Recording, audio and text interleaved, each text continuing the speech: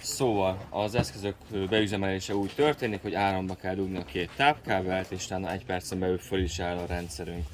Minden egyes tranzakciót az egyes gomb benyomásával indítunk, látható, hogy meg is változott a képernyő, utána beírjuk az összeget, mondjuk 1000 forint, zöld gomb. A vásárló ide érintheti a kártyáját, ha bankkártyával fizet, akkor a terminál 2 slipet fog nyomtatni, az első az öné, a második pedig a vásárlóé. Ha FastyPS kártyával fizetnek, akkor ugyanúgy ide kell érinteni, viszont sikeres tranzakció esetén nem nyomtat a terminál, csak abban az esetben, hogyha sikertelen.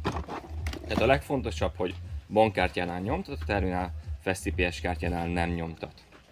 Ha begyűri a slipet, vagy pedig kifogy a hőpapír, akkor a 2-essel lehet újra nyomtatni. A hőpapírt úgy kell kicserélni, hogy itt van egy kis pöcök, ezt erőlködés nélkül meghúzzuk és kipattan.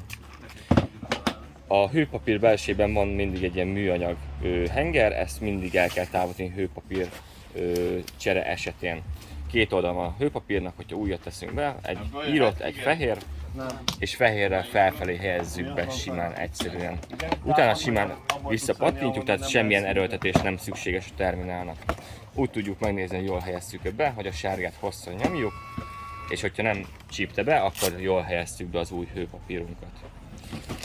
Hogyha kíváncsi az ügyfél, hogy mennyi összeg van a FastyPay kártyán, akkor benyomjuk a 3-ast, érinti a FastyPay kártyát és kiírja az összeget, hogy mekkora összeg található a kártyáján jelenleg. A 8-as gombbal tudunk sztornozni, nagyon fontos, hogy csak a legutolsó tranzakciót képes sztornozni. Rá fog kérdezni, hogy biztos-e benne, 1-es igen, 9-es nem.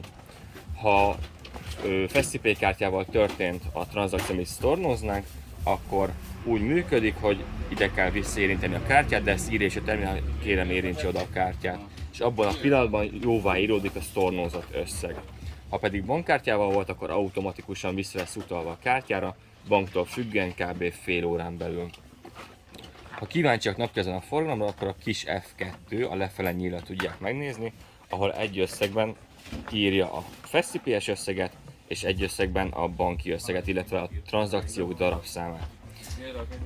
Minden egyes nap végén kis F3-mal, fölfele nyíllal napot kell zárni, így zár a terminál, és automatikusan új napot nyit. Itt is kiírja a napi forgalmat külön bontva FastyPS összegre és banki összegre, illetve tranzakció darabszámra. Adunk majd tájékoztatót, annak a hátoldalán rajta van a telefonszámunk, szóval ha bármilyen probléma vagy hiba van, akkor tudnak minket hívni.